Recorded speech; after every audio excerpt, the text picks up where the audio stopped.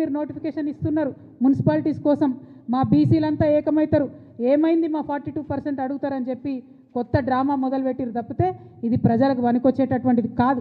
వాళ్ళిద్దరు కూడా కలిసే ఉన్నారు. ఇవాళ బీఆర్ఎస్ పార్టీ ఎక్కడ అడిగిందో ఒక్కసారి ప్రజలు గుర్తు చేసుకోవాలి. బీసీలకు 42% రిజర్వేషన్ ఇవ్వకుండా ఎట్లా మున్సిపల్ ఎలక్షన్లకు పోతారని బీఆర్ఎస్ పార్టీ ఉద్యమాలు చేస్తున్నదా ఇవాళ బీసీ బిడ్డలు గమనించాలి. కాంగ్రెస్ పార్టీ ఆలోచన చేస్తున్నదా ఇవాళ బీసీ బిడ్డలు గమనించాలి. మరి ఖచ్చితంగా 42% ఇవ్వకుండా మున్సిపల్ ఎన్నికలకు వెళ్ళడం అంటే బీసీలను మోసం చేయడమే అని జాగృతి భావిస్తూ ఉన్నది. మరి సత్యనారాయణ గారి స్ఫూర్తితోని మేము మరొకసారి డిమాండ్ చేస్తూ ఉన్నాం. ఏం తొందర లేదు, ఎన్నికలకు ఏం ఇబ్బంది లేదు. ఎప్పుడైతే పొలిటికల్ పవర్ అనేటటువంటిది బడుగు బలహీన వర్గాలకు వస్తుందో 85% పైచిలుకున్నారని చెప్పి రాహుల్ గాంధీ గారు చెప్తున్నటువంటి ఆ సమాజానికి వస్తుందో అప్పుడే తెలంగాణ బాగుపడుతుంది. కాబట్టి 42% రిజర్వేషన్ ఇవ్వాలి అని ఇప్పటికీ కూడా నేను ప్రభుత్వాన్ని డిమాండ్ చేస్తున్నా. ఆలస్యం కాలేదు, ఆ దిశగా ఆలోచన చేయాలి. ఒకవేళ ఇవ్వకుండా ప్రభుత్వం ముందుకు పోతే మాకు చాలామంది ఫోన్లు చేస్తున్నారు, జాగృతిగా మీరు మద్దతు ఇవ్వండి అని. మేము ఇంకా ఫుల్ ఫ్లెజ్డ్ పొలిటికల్ పార్టీ కాలేదు, ఎన్నికల్లో పోటీ చేసే పరిస్థితి లేదు. కాకపోతే ఎవరు ఎక్కడ నిలబడ్డా బీసీ ఎస్సీ ఎస్టీ మైనారిటీ ముఖ్యంగా మా ఆడబిడ్డలు మా యువ మిత్రులు ఎక్కడ నిలబడ్డా వారు మా మద్దతు కోరితే తప్పకుండా జాగృతి తరఫున మద్దతు ఇస్తామని నేను ఈ సందర్భంగా తెలియజేస్తూ ఉన్నాను. రాష్ట్ర వ్యాప్తంగా అనేక మున్సిపాలిటీస్ నుంచి మాకు ఫోన్స్ వస్తున్నాయి.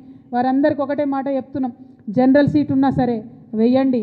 ఎందుకంటే నేను యువతకి ఇవాళ పిలిపిస్తూ ఉన్నా, మహిళలకి ఇవాళ పిలిపిస్తూ ఉన్నా. మనం రాజకీయాల్లో ఎమ్మెల్యేలుగా ఎదగాలి, ఎంపీలుగా ఎదగాలంటే గ్రామ స్థాయిలో అవకాశం ఉన్న కాడ మొదలు పెట్టండి, మీకు ఎక్స్పీరియన్స్ వస్తుంది.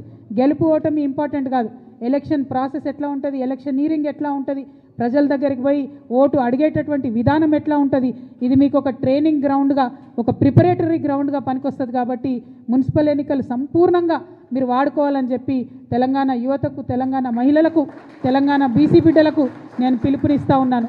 మాకెక్కడ వీలైతే అక్కడ మమ్మల్ని ఎవరు అప్రోచ్ అయితే వాళ్లకు మేము మద్దతు ఇస్తాం. అవసరమైన చోట మా కార్యకర్తలు పోతారు, నేను పోతాం, అందరం పోయి ప్రచారం కూడా చేసి మరి యువ మిత్రులను, కరప్షన్ లేనటువంటి వాళ్ళను, కొత్తగా రాజకీయాల్లోకి రావాలనుకునే వాళ్ళను తప్పకుండా ఆహ్వానిస్తామని కూడా ఈ సందర్భంగా నేను తెలియజేస్తూ ఉన్నాను. అదే కాకుండా మీ అందరికీ తెలుసు, మరి ఇందాక నేను చెప్పినట్టు ఏదైతే బీసీల విషయంలో బీఆర్ఎస్ కాంగ్రెస్ కలిసి మభ్యపెడతా ఉన్నారో, నిన్న మొన్న నవ్వొచ్చింది నాకు. కేటీఆర్ గారు పోయి సికింద్రాబాద్ జిల్లా చేయాలని ఉద్యమం చేస్తున్నారు. 10 ఏళ్లలో సికింద్రాబాద్ జిల్లా చేయమని అడిగినటువంటి వాళ్ళందరినీ కూడా అణచివేసి జైళ్లలో వేసి విస్మరించి ఇవాళ మళ్ళా కొత్తగా పోయి సికింద్రాబాద్ జిల్లా చేయాలని కేటీఆర్ గారు మాట్లాడుతూ ఉన్నారు. నేను ఒకటే చెప్తా ఉన్నాను, రేవంత్ రెడ్డి గారు జిల్లాలు పునర్వ్యవస్థీకరణ చేస్తామని చెప్పి మాట్లాడుతున్నారు. కానీ మనందరికీ తెలుసు, జనగణన చేస్తున్నటువంటి కేంద్ర ప్రభుత్వం జిల్లాల పునర్విభజన పైన పాబంది పెట్టింది 2027 వరకు. అయినా సరే రేవంత్ రెడ్డి గారు నేను పునర్విభజన అని మాట్లాడుతున్నారు. అది ఇప్పట్లో కాదు. కానీ జాగృతిగా మేము డిమాండ్ చేస్తూ ఉన్నాం, జిల్లాల పునర్విభజన ఎప్పుడు జరిగినా సికింద్రాబాద్ని ప్రత్యేక జిల్లాగా ఏర్పాటు చేయాలని చెప్పి మేము డిమాండ్ చేస్తూ ఉన్నాం. అట్లానే హుజూరాబాద్లో వరంగల్ దగ్గర ఒక డిమాండ్ ఉంది. పివి నరసింహారావు గారు ఒక్కరు మన తెలంగాణ నుంచి ఎదిగి ప్రధానమంత్రిగా పోయినరు, వారి పేరు పెట్టాలనే డిమాండ్ ఉంది. ఏదో ఒక జిల్లాకు పివి నరసింహారావు గారి పేరు పెట్టాలని కూడా ఈ సందర్భంగా నేను డిమాండ్ చేస్తూ ఉన్నాను. మరి ఇక్కడ ఇంకొక విషయం, బీసీ నాయకులు ముఖ్యంగా బీసీ మేధావులు ఆలోచించాలని నేను కోరుతా ఉన్నాను. మనకు కాంగ్రెస్ ప్రభుత్వం మొన్న జరిగిన కులగణనలో తీరని అన్యాయం చేసింది. బీసీల లెక్క తప్పు చేసి చూపింది, తక్కువగా చేసి చూపింది. మరి ఈ అన్యాయాన్ని సవరించేటటువంటి ఒక సువర్ణ అవకాశం కేంద్ర ప్రభుత్వం చేపడుతున్నటువంటి జనగణన ద్వారా మనందరికి కూడా వచ్చింది. ఈ అవకాశాన్ని మనం ఖచ్చితంగా వాడుకోవాలంటే ఏం చేయాలి? తెలంగాణ జాగృతి ఒక ముందడుగు వేస్తున్నది. మా ప్రయత్నం నచ్చితే బీసీ మేధావులు, నాయకులు, ప్రజలు కలిసి రావాలని నేను కోరుతా ఉన్నాను. కేంద్ర ప్రభుత్వం రేపు చేపట్టబోయేటటువంటి కులగణనలో ఏదైతే కులాల పట్టిక ఉంటుందో ఒక్కొక్క రాష్ట్రంలో ఒక్కొక్క పేరుతో పిలుస్తారు. ఇంకా ఏంటంటే బీసీల సంఖ్య చాలా ఎక్కువ ఉంటుంది. బీసీల ఒక్క కులంలో ఉదాహరణకు పద్మశాలి కులం ఉంటే అందులో చాలా ఉపకులాలు ఉంటాయి. కుట్ర ఎక్కడ జరుగుతుందంటే పద్మశాలీల సంఖ్య వేరే చూపిస్తారు, పద్మశాలీల ఉపకులాల సంఖ్య వేరే చూపిస్తారు. దానివల్ల బీసీల సంఖ్య, కులాల సంఖ్య తగ్గేటటువంటి ఆస్కారం ఉంటుంది. కాబట్టి ఒక అధ్యయనం చేపడుతుంది తెలంగాణ జాగృతి. త్వరలోనే ఒక రౌండ్ టేబుల్ కాన్ఫరెన్స్ కూడా పెట్టి అందరినీ కూడా మేము పిలుస్తాం. ఒక సమగ్రమైనటువంటి నివేదిక తయారు చేసి కేంద్ర ప్రభుత్వానికి కూడా మేము ఇస్తాం. రేపు కేంద్ర ప్రభుత్వం మన రాష్ట్రానికి వచ్చి ఇంటింటికి తిరిగి కులగణన చేసేటటువంటి సందర్భంలో బీసీల సంఖ్య సరిగ్గా రావాలన్నా, అగ్రవర్ణాల్లో ఉన్నటువంటి అనేక ఉపకులాల సంఖ్యలు సరిగ్గా రావాలన్నా, ఎస్సీలలో ఉన్నటువంటి అనేక ఉపకులాల సంఖ్య సరిగ్గా రావాలన్నా, ఎస్టీ ఆదివాసీ తెగలల్లో ముఖ్యంగా ఇప్పటికీ సర్టిఫికెట్ రానటువంటి ఎన్నో తెగలు ఉన్నాయి. వాళ్ళ సర్టిఫికెట్లు వాళ్ళ కులాల పేర్లు సరిగ్గా రావాలన్నా, బీసీలలో ఉండే సంచార జాతుల యొక్క కులాల సర్టిఫికెట్లు పేర్లు కరెక్ట్గా రావాలన్నా ఇప్పటి నుండే మనం అధ్యయనం చేయాలి. వాస్తవానికి ఈ పని రాష్ట్ర ప్రభుత్వం చేయాలి, కానీ నాకు గుంపు మేస్త్రి గారి మీద నమ్మకం లేదు. మొన్ననే బీసీలను మోసం చేసిండు, మొన్ననే మన సంఖ్య తక్కువ చేసి చూపించిండు, మొన్ననే మన సంఖ్య తగ్గించాలని చూసిండు. కాబట్టి ఈ అధ్యయనం ఒక బాధ్యతాయుతమైనటువంటి సంస్థగా జాగృతి చేపడుతున్నది. సమగ్రమైనటువంటి నివేదిక తయారు చేసి కేంద్ర ప్రభుత్వానికి ఇవ్వబోతా ఉన్నాం. అందరూ బీసీ పెద్దల్ని కూడా కలుస్తాం, విద్యావంతుల్ని కలుస్తాం, వారిలో ఉండే మేధావి వర్గాన్ని కలుస్తాం. ఏ కులంలో ఏ ఉపకులాలు ఉన్నాయో ఆ పట్టికేందో తీసుకుంటాం, ఏ ఏ పేర్లతో ఉన్నాయో తీసుకుంటాం. దీనికోసం మా వంతుగా ప్రయత్నం చేస్తాం.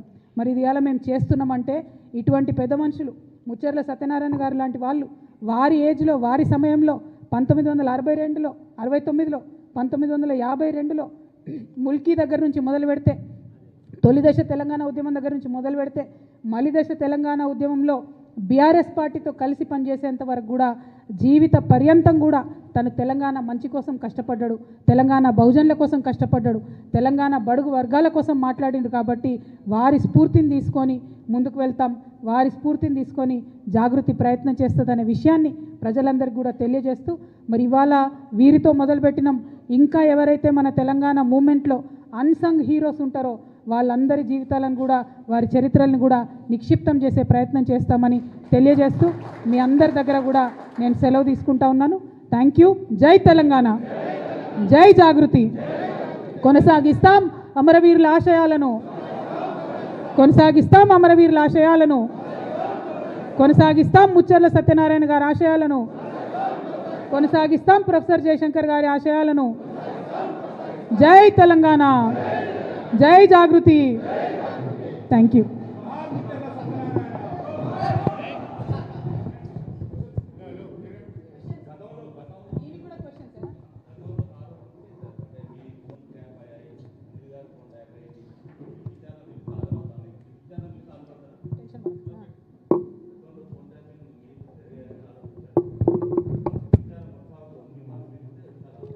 నేనేమంటున్నా, బోల్డ్ అని విచారణలు చేసింది ఈ ప్రభుత్వం, రిజల్ట్ ఏమొచ్చింది? 1. 2, మున్సిపల్ ఎన్నికల టైంలోనే ఎందుకు విచారణకు పిలుస్తున్నారు? మున్సిపల్ ఎన్నికల టైంలోనే ఎందుకు షో చేస్తున్నారు? ఇప్పుడు పబ్లిక్ అటెన్షన్ ఎందుకు డైవర్ట్ చేస్తున్నారు? ఎందుకంటే బీసీలు అడగద్దు, 42% మాకు ఎందుకు ఇవ్వాలని అడగద్దు. హైదరాబాద్ మహానగరంలో చాలా నగరాలలో ఎంత రిజర్వేషన్ వచ్చింది? 31% వచ్చింది. కొన్ని చోట్ల 36 వచ్చింది, కొన్ని చోట్ల 37 వచ్చింది. అంటే 42 మాత్రం ఎక్కడా కూడా రాలేదు. ఆ 42 అడగొద్దు అనేటటువంటి ఉద్దేశంతో ఎన్నికలు అనేటటువంటిది మున్సిపల్ కేంద్రాలలో జరుగుతున్నాయి. కాబట్టి మరి ఫోన్ ట్యాపింగ్ అనే విషయం ఎక్కువ పట్టణ ప్రాంతాల్లో ఈజీగా అర్థమవుతుంది. కాబట్టి ఆ అడ్వాంటేజ్ తీసుకోవడానికే ఇవాళ విచారణకు పిలిచిరు తప్పితే ఆ విచారణ తుదముడుతుందని కానీ ఆ విచారణ వల్ల నాలాంటి బాధితులకు న్యాయం జరుగుతుందనే నమ్మకం నాకు కాంగ్రెస్ ప్రభుత్వం మీద, గుంపు మేస్త్రి గారి మీద లేదు. నేను 100% చెప్తున్నా, ఇది గుంపు మేస్త్రి గారు, గుంటనక్క గారు కలిసి బీసీ ప్రజలను మభ్యపెట్టడానికి ఆడుతున్నటువంటి నాటకం. Thank you. జై తెలంగాణ.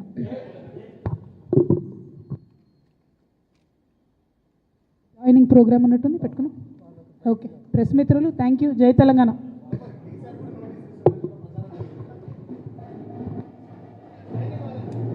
వర్షిత్ గారి ఆధ్వర్యం లోపల కుకట్పల్లి నుంచి పెద్ద ఎత్తున వచ్చినటువంటి యువ విద్యార్థి మిత్రులకు స్వాగతం పలుకుతున్న తెలంగాణ జాగృతి. రాము యాదవ్ గారు ముందుకు రావాలా?